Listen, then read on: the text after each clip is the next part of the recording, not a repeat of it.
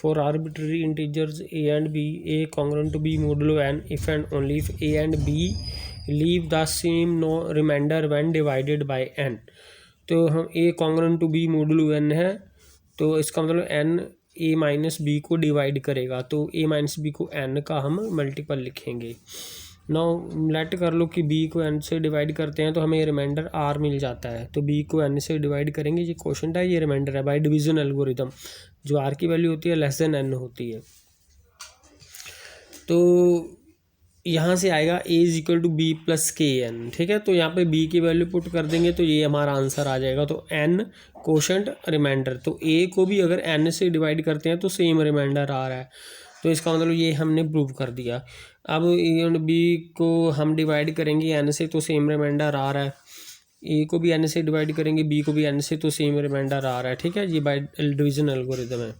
तो हमने शो करना है कि जो n है a माइनस बी को भी डिवाइड करता है। तो अब a माइनस बी, अब इन दोनों को डिफरेंस कर देंगे, डिफरेंस करने से r कैंसिल हो जाएगा, तो clearly a minus B n का मल्टीपल हो गया, ये इंटीजर बन गया। बाय डेफिनेशन n इसको डिवाइड कर गया। जब a माइनस बी को n डिवाइड करता है तो by congruence relation this is a congruent to b modulo n होता है। अब उसके बाद नेक्स्ट थ्योरम है कि अगर ये इंटीजर्स हैं तो ये प्रॉपर्टीज़ होल्ड करती हैं, a congruent to a modulo n है, इसका मतलब है कि n a माइनस इनका डिफरेंस है 0, तो क्लियरली n 0 को डिवाइड करता है। इसी तरह अगर a b के कॉन्ग्रुएंट है तो b a के कॉन्ग्रुएंट होगा मॉडुलो n, अगर a b के कॉन्ग्रुएंट है b c के, तो बाय ट्रांसटिविटी a c के कॉन्ग्रुएंट होगा, ठीक है। तो ये क्वेश्चंस है हमारे पास।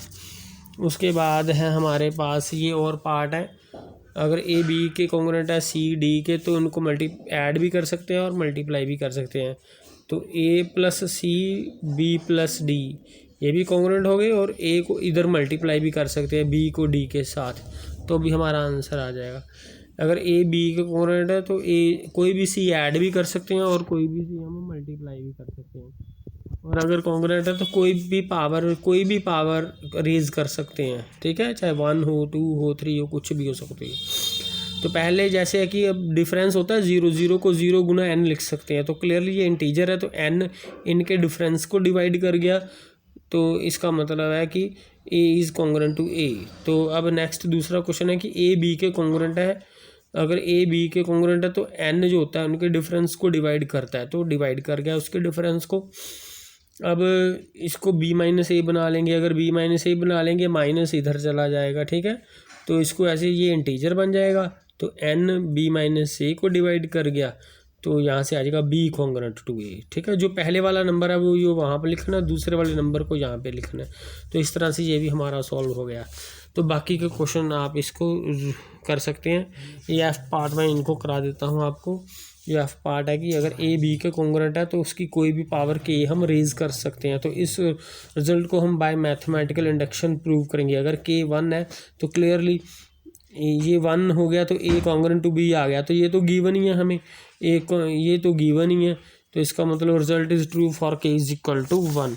तो नेक्स्ट है हमारे पास, अज्यूम कर लेते हैं कि रिजल्ट के के लिए ट्रू है, तो ये तो है ही है, ये होते हुए के पावर तक ट्रू है। अब हमने प्रूव करना है कि के प्लस 1 के लिए भी ट्रू है, तो ए के लिए हमने अज्यूम कर लिया, ये भी है हमारे पास और ये तो है ही है गिवन, तो मल्टीप्लाई भी कर सकते हैं, इसको इसके साथ मल्टीप्लाई कर सकते हैं, इसको इसके साथ। इसी क्वेश्चंस में कोई पार्ट है मल्टीप्लाई करने वाला, ठीक है। तो ये वाला पार्ट था हमारे पास, ई पार्ट है, ई पार्ट, तो मल्टीप्लाई कर सकते हैं। तो मल्टीप्लाई करेंगे तो ये ए की ये पावर्स बन जाएंगी, इसका मतलब रिजल्ट के प्लस 1 के लिए भी प्रूव हो गया। पार्ट डी से ये आते हैं रिलेशन, ठीक है। तो इसका मतलब के प्लस 1 के लिए प्रूव हो गया, तो हमारा रिजल्ट प्रूव हो गया। तो नेक्स्ट क्वेश्चन है हमारे पास कि इसको 41 डिवाइड करना, तो हमें मालूम है कि 2 की पावर 5 कितना होता है 32, ठीक है। तो 32 और को -9 करेंगे तो ये बन जाता है 41, ठीक है। यह 32 2 की पावर 5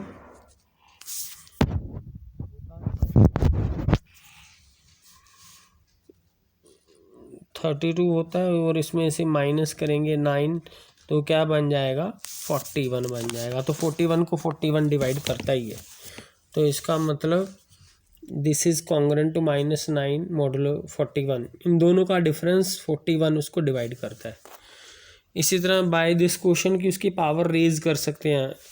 अगर ए कॉन्ग्रुएंट टू बी है तो उसकी पावर रेज कर सकते हैं, कोई भी पावर। तो हमने क्या करना है, इसकी पावर 4 रेज कर दी बोथ साइड, ठीक है। 4 रेज करने से ये बन जाएगा 2 की पावर 20, तो ये बन जाएगा -9 की पावर 4। -9 की पावर 4 को 9 की पावर 2 9 की पावर 2 लिख सकते हैं, ठीक है, ऐसे लिख सकते हैं। अब 81 में से -1 माइनस करेंगे तो ये 82 बन जाएगा। 82 को 41 डिवाइड करता है, तो इसका मतलब हम 81 की जगह पर क्या लिख सकते हैं, 81 की जगह पे -1 लिख सकते हैं कॉन्ग्रुएंट।